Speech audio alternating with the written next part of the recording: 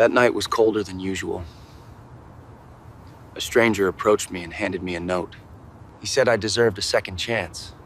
Nervously, I took the note, and the man quickly walked away. The note only contained the address and time of the meeting place. Tomorrow morning at 9. There was no other explanation. I watched the man's back for a while, trying to figure out what was going on. I couldn't sleep that night and went to the address on the note early in the morning. It was a large corporate building. Security let me in immediately, as if they knew me. But all this strangeness didn't end there. I don't think they really knew who I was, but they put me through tests to prove my character. It all seemed very meaningless. Who was this mysterious man? What was he testing? What would happen if I failed? I'll share all the details of this interesting event that happened to me with you. My name is Owen, 35 years old. I used to be a senior software engineer at a major tech company. Good salary, nice apartment, respected by colleagues. That was 2 years ago. Now I sleep under bridges and eat from trash bins. What happened? My wife left me. Took the house, the savings, everything. The divorce destroyed me. I stopped caring about my job, made mistakes, big ones, got fired, couldn't pay rent, lost my apartment. 6 months on the streets now. People avoid me. They see the dirty clothes, the messy hair, the smell. They don't see the man I used to be. The engineer who wrote code that ran systems for thousands of users, the man who once had a future. That note was different. Someone saw something in me. Maybe hope, maybe potential. I didn't know, but I had nothing to lose. So I went. The building was modern, glass and steel, clean. I stood outside for 10 minutes. My hands shook. What if this was a joke? What if they laughed at me? The security guard nodded when I approached. He checked a list, found my name, let me through. No questions asked. That felt strange, very strange. Inside, the lobby smelled like coffee and new carpet. People in suits walked past. None of them looked at me. I felt invisible. A woman at the reception desk smiled. She handed me a badge. My photo was already on it. How did they have my photo? I hadn't given them anything. This place knew more about me than I knew about them. She pointed to an elevator. Floor 7. Someone would meet me there. I stepped inside. The elevator was quiet. Too quiet. I could hear my own breathing. My heart pounded in my chest. The doors opened. A man in his 50s stood waiting. Gray hair, kind eyes, simple clothes. Not expensive, not cheap, ordinary. He shook my hand. His grip was firm, warm. He introduced himself as Mr. Davis, Human Resources Director. He walked me down a hallway. White walls, motivational posters, pictures of smiling employees. We entered a small office. He gestured to a chair. I sat down. The chair was soft. I hadn't sat on something this comfortable in months. Mr. Davis explained the situation.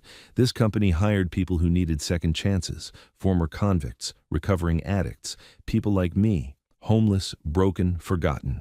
But there was a process, a test, 1 week, 7 days. I would work in different positions, low-level jobs, cleaning, kitchen work, deliveries.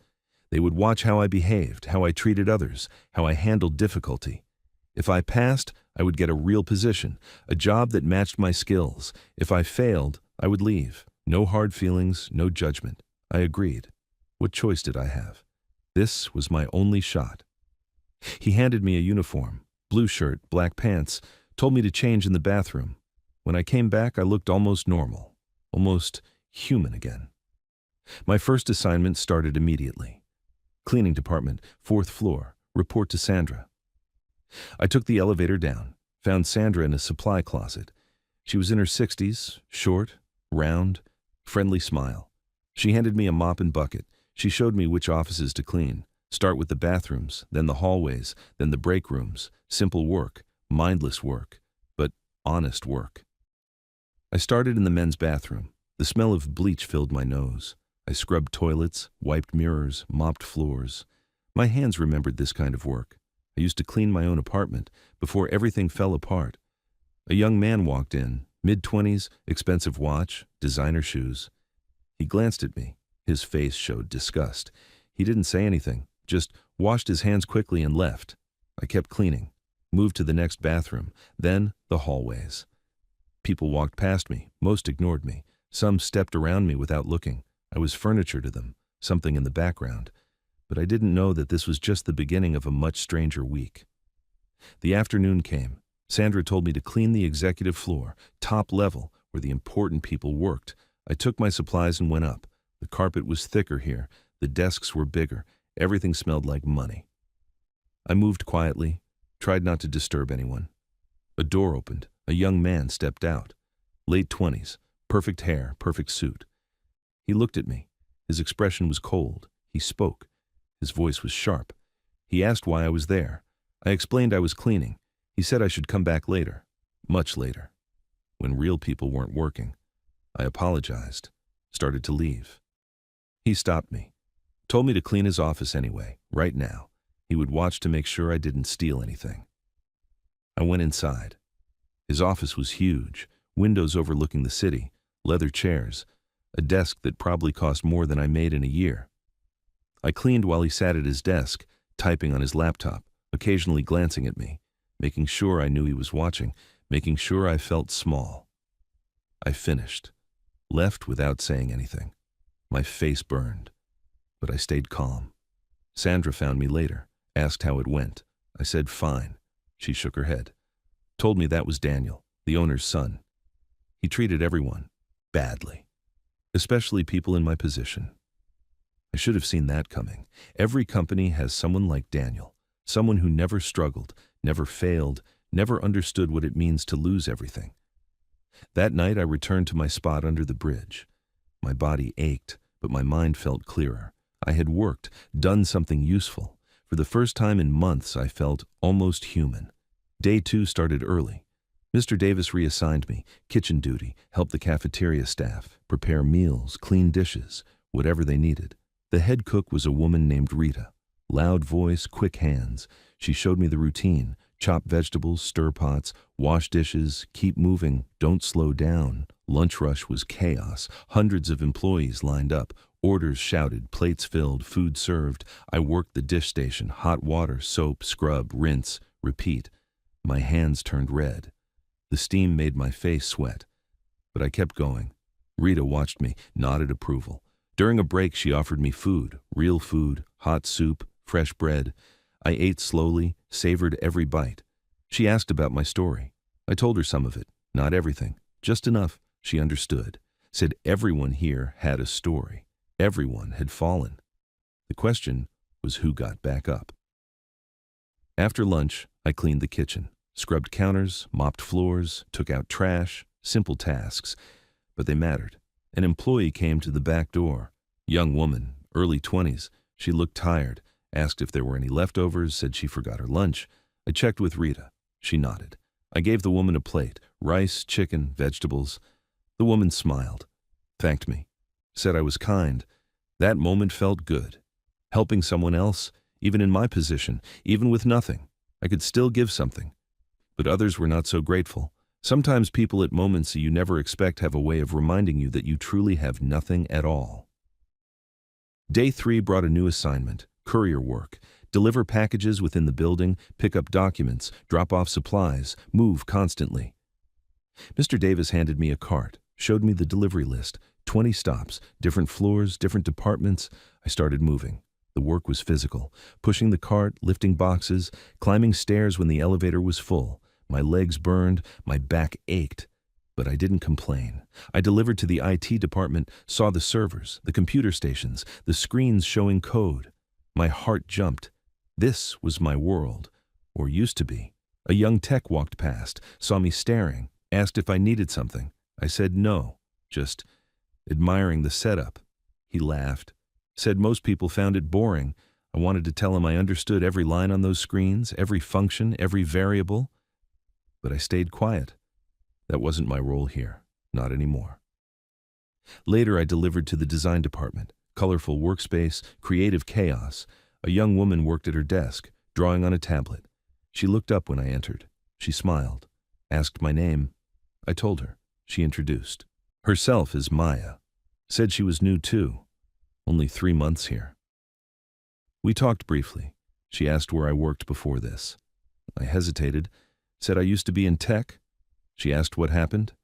I changed the subject, delivered her package, left. But that conversation stayed with me. Someone actually talked to me, saw me as a person, not just a delivery guy, not just a homeless man in a uniform.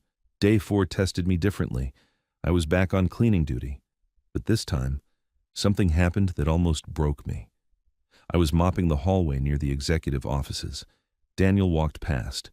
He didn't acknowledge me, just kept walking. Then he dropped something. A folder. Papers scattered. I stopped mopping. Bent down, started picking up the papers, organized them, handed the folder back to him. He snatched it, didn't say thank you, just looked at me. His eyes were cold. He said something under his breath. I caught the words. Useless, pathetic, waste of space. I stood there, holding the mop. My hands gripped the handle tight, very tight. I wanted to say something, defend myself, tell him he had no idea who I was, what I had lost, what I could still do. But I didn't. I stayed silent, went back to mopping, watched him walk away. That moment hurt more than hunger, more than cold nights, more than empty pockets. It hurt because he was right. I was useless. I was pathetic. I had become a waste of space. No, stop. That wasn't true. I was more than this. I had to be. Sandra found me later, saw my face, asked what was wrong. I told her about Daniel. She sighed, said he tested everyone, especially people like us, people trying to rebuild. She told me something important. She said the test wasn't about the work. Anyone could clean. Anyone could deliver packages. The test was about character, about how you respond when someone treats you like nothing. Those words mattered. They reminded me why I was here. This wasn't just about a job. It was about proving I was still worth something, still capable, still human. That evening, I met someone who would change everything. Her name was Rosalie. She was older, maybe 70, worked in the cleaning department, small woman, gray hair tied back, tired eyes, but warm smile. We were assigned to clean the conference rooms together. She moved slowly, carefully. Her hands shook slightly when she carried supplies. I offered to help, took the heavier items. She thanked me. We worked in silence for a while. Then she started talking. She told me about her life. Husband died 5 years ago, no children. Living on Social Security wasn't enough, so she worked here, part-time, just to make ends meet. I told her my story, the real one, software engineer, divorce, depression, losing everything, becoming homeless. She listened. Didn't judge, didn't pity, just listened. When I finished, she said something I'll never forget. She said, everyone falls, but falling doesn't define you. What defines you is what you do when you hit the ground. Do you stay down, or do you get back up? I asked her why she was so kind to me. Most people avoided me, looked down on me. She said she recognized something in my eyes. Pain, but also strength. Weak, hidden strength. We finished cleaning. She patted my shoulder, told me to keep going, keep fighting, said she believed in me. That night under the bridge, I thought about Rosalie, about her words, about her kindness. Maybe this test wasn't just about proving myself to Mr. Davis. Maybe it was about proving something to myself. Day 5 started differently. The building felt tense. People rushed through hallways. Voices were urgent. Something was wrong. I was on cleaning duty again, 4th floor. But instead of calm offices, I found chaos. People gathered around computer screens. IT staff ran past. Someone shouted about the system being down. I kept cleaning, tried to stay out of the way. But I heard the conversations. The system crashed. Customer data at risk. Orders couldn't process. Money was being lost. Every minute the system stayed down cost thousands. The IT director was on his phone, yelling at someone, demanding answers. His team worked frantically, typing, restarting servers. Nothing worked. I moved closer, saw the error messages on the screens, read the code displayed. My brain processed it automatically. I knew this error. I had seen it before, fixed it before. The solution was simple. One line of code. Change a parameter, restart the service, done. But I couldn't say anything. I was just a cleaner. If I spoke up, they would ask how I knew. My cover would break. The test would end. My second chance would disappear. I stood there, mop in hand, watching the panic, watching people fail, knowing I could help, knowing I shouldn't. What should I do? Stay silent and pass the test? Or help and risk everything? Then I heard something that made my blood freeze. Someone said Rosalie collapsed. Heart problems. They called an ambulance.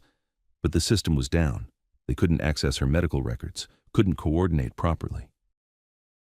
I stood there, mop in my hand, watching the panic.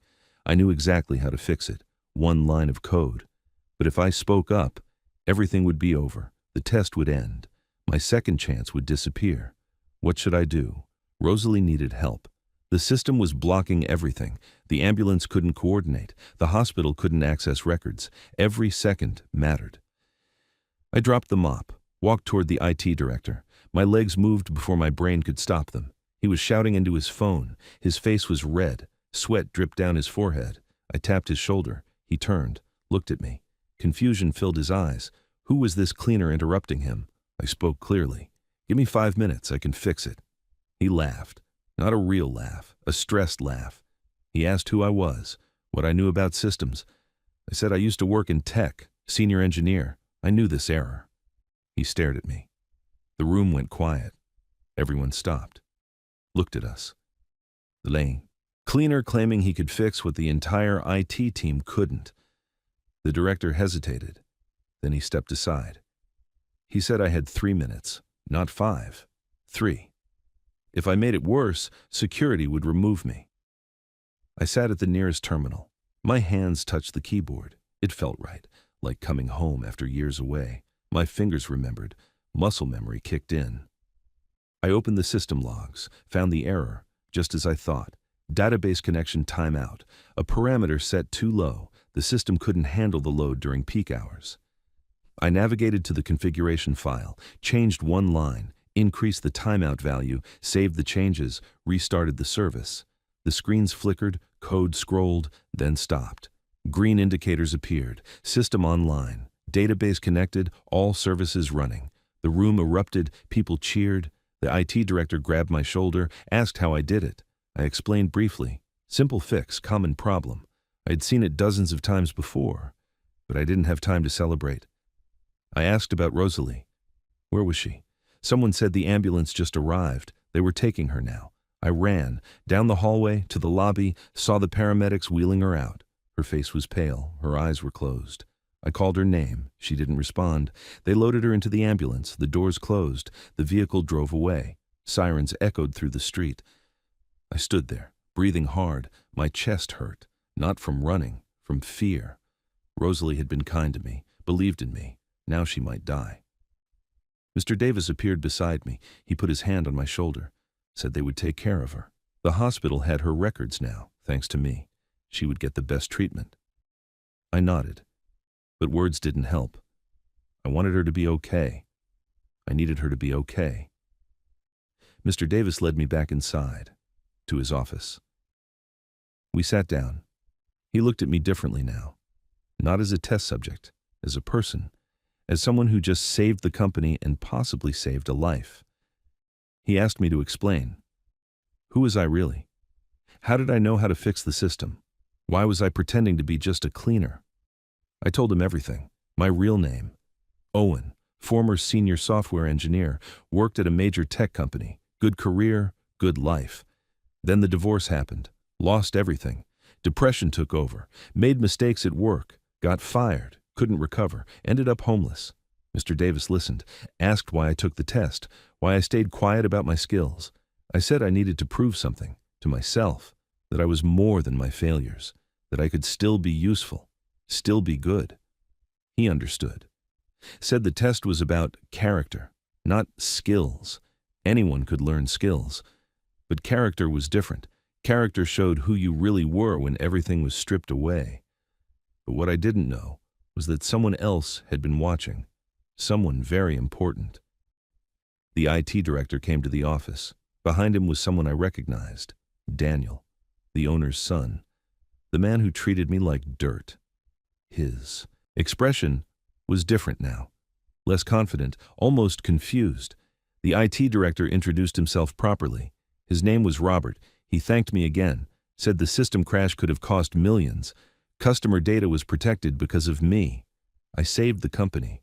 Daniel stepped forward. He looked uncomfortable. His perfect posture was gone. He asked if I was the cleaner from yesterday. The one he told to come back later. The one he watched like a thief. I said yes.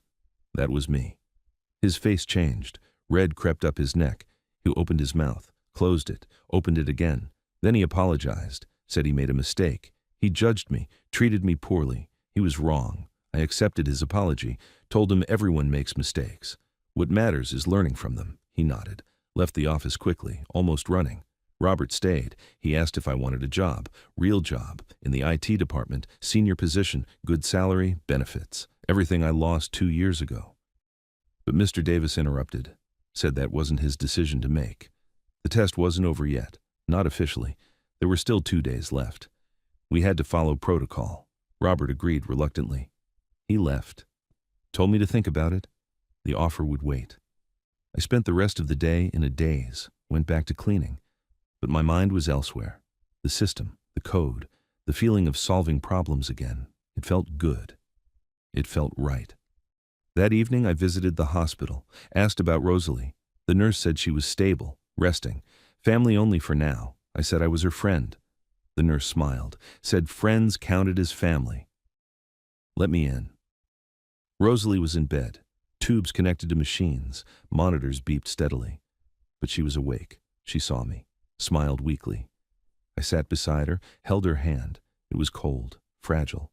She whispered thank you, said she heard what I did, how I fixed the system, how I helped save her. I told her she saved me first. Her kindness, her words, her belief. She gave me hope when I had none.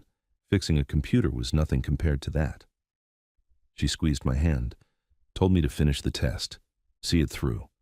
Whatever happened next was meant to happen. Trust the process, trust myself. I promised I would, stayed with her until visiting hours ended, left the hospital feeling different, stronger, more certain. Day 6 was quieter. Mr. Davis gave me light duties, said I earned a break, but I refused, wanted to keep working, keep proving myself. I was assigned to help Sandra again, cleaning offices she heard about yesterday. Everyone had. She hugged me, said she knew I was special, could see it from day one. We cleaned together, talked about life, about second chances, about how sometimes you need to fall completely before you can truly rise. Maya from the design department found me during lunch. She brought coffee, said it was a thank you. Her project files were in the system. She would have lost weeks of work if the crash continued. We sat in the cafeteria, talked. She asked about my background. This time I told her. Software engineer. Lost everything. Living on streets.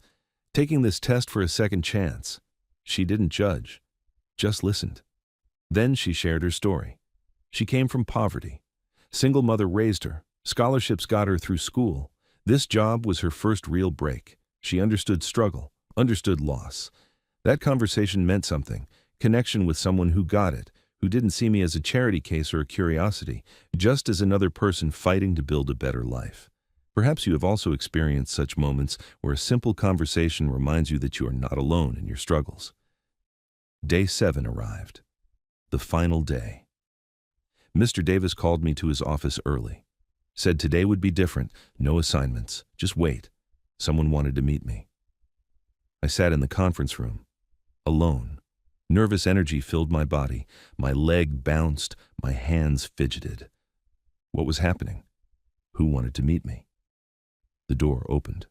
A man entered. Not Mr. Davis, someone else. The man from the first night, the one who gave me the note, the stranger who started all of this. He introduced himself properly. His name was Thomas Blake. He founded this company 15 years ago, built it from nothing. Now it was worth millions. He sat across from me. His eyes were kind, understanding. He said he knew my story, every detail, the divorce, the job loss, the streets, the struggle. He knew because he lived it too. 20 years ago, Thomas was me. Successful businessman. Then his company collapsed. Partners betrayed him, wife left, lost his home, ended up homeless, alone, broken. He spent 3 years on the streets, thought his life was over. Then someone helped him, a stranger, an old man who ran a small tech repair shop, gave Thomas a job. No questions, no judgment, just a chance. Thomas worked hard, learned, rebuilt himself, started small, saved money, eventually started this company. The old man became his business partner. They built it together. But 5 years ago, the old man died. Left Thomas a letter. In it, he made one request. Use the company to help others. Give second chances to people who deserved them. People like Thomas had been. So Thomas created this program. Find people who fell. Test their character. Give them real opportunities, not charity. Real jobs, real futures. He explained the test. 7 days, different positions. The goal wasn't about the work, it was about character. How you treat others when you have nothing. How you respond to disrespect. How you handle difficulty. Most people failed, they got angry, quit, blamed others. But I passed, stayed humble, stayed kind, helped Rosalie, sacrificed my cover to save lives. That was real character. Then Thomas said something that shocked me. He knew about the IT crisis. He planned it, not the part about Rosalie. That was real and scared him. But the system crash was a test, a final test. Would I speak up? Would I help even if it cost me? I did. That was the answer Isubitser needed. Proof that I was ready. Thomas stood, walked to the window, looked out at the city. Then he turned back to me, said he was offering me a position, senior software engineer, leading a team, building systems that would help this company grow, help more people get second chances. The salary was significant, more than I made before, benefits included, apartment assistance, everything I needed to rebuild my life properly. I sat there, speechless. This was more than I hoped for, more than I dreamed possible. A real second chance, a real future. Thomas said there was one condition, one rule I had to follow. Remember where I came from. Remember what it felt like to have nothing. Use that memory to stay humble, to treat everyone with respect, to help others when I could. I agreed, immediately, without hesitation. This was everything I wanted, everything I needed. But Thomas wasn't finished. He asked me to stay for 1 more hour. There was something else, something important. The conference room filled. Mr. Davis entered, Robert from IT, Sandra, Rita from the kitchen, Maya, other employees I had met during the week. Even Daniel came. They all gathered around the table. Thomas stood at the head. He addressed everyone, explained the test, revealed who I really was, a former senior engineer, someone who had fallen, someone who proved himself. Then he did something unexpected. He asked each person to share how I treated them during the week, what they observed, what they remembered. Sandra spoke first, said I was respectful, worked hard, never complained, helped her carry heavy supplies even though I didn't have to. Rita said I was kind, gave food to that young woman who forgot lunch, treated kitchen staff like equals, not like servants. Maya said I listened, really listened, made her feel seen, shared my story honestly, inspired her to appreciate her own journey more. Even Daniel spoke. His voice was quiet, almost ashamed. He said I taught him something, humility. He judged me, treated me badly. But I never responded with anger, just grace. It made him look at himself differently. Robert from IT said I saved the company. But more than that, I proved technical skill isn't everything. Character matters, heart matters. He wanted people like me on his team. Thomas listened to everyone. Then he thanked them. Said this was why the test existed.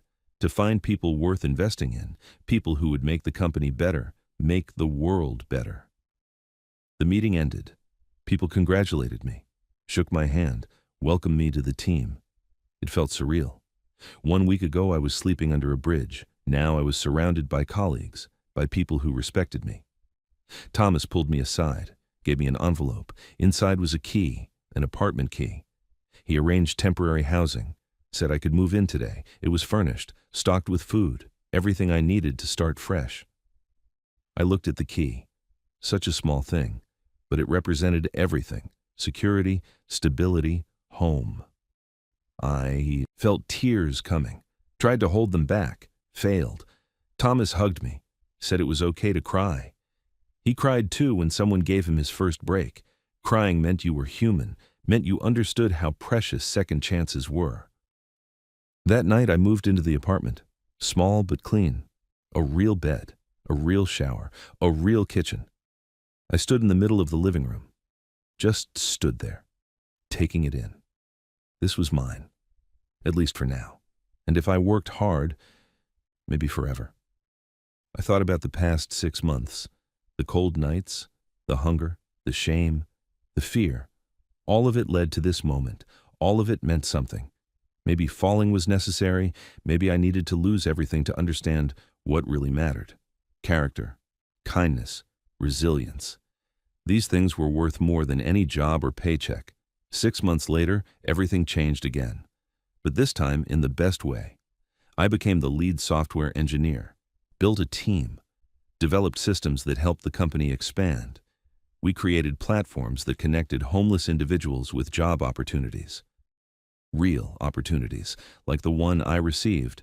Rosalie recovered fully. She still worked part-time, but now she mentored new people in the program, shared her wisdom, her kindness. She became a symbol of hope, just like Thomas. Maya and I became close friends. She designed the user interface for our systems. We collaborated daily.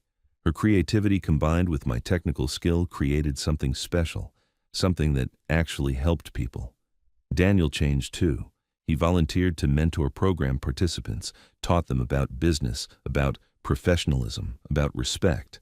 He learned from his mistakes, grew from them, became someone I actually respected.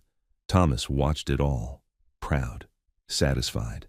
He told me once that helping me was one of his best decisions, not because I was talented. Many people were talented, but because I understood the mission, understood why second chances mattered.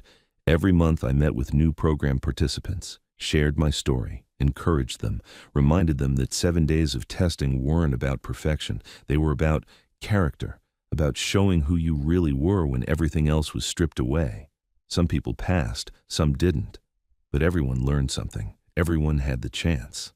That was what mattered.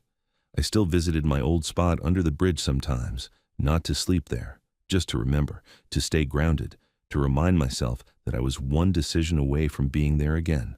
That kept me humble, kept me grateful. This story reminds us that second chances are real, but they don't come free. You have to prove yourself, show your character, demonstrate that you're worth the investment.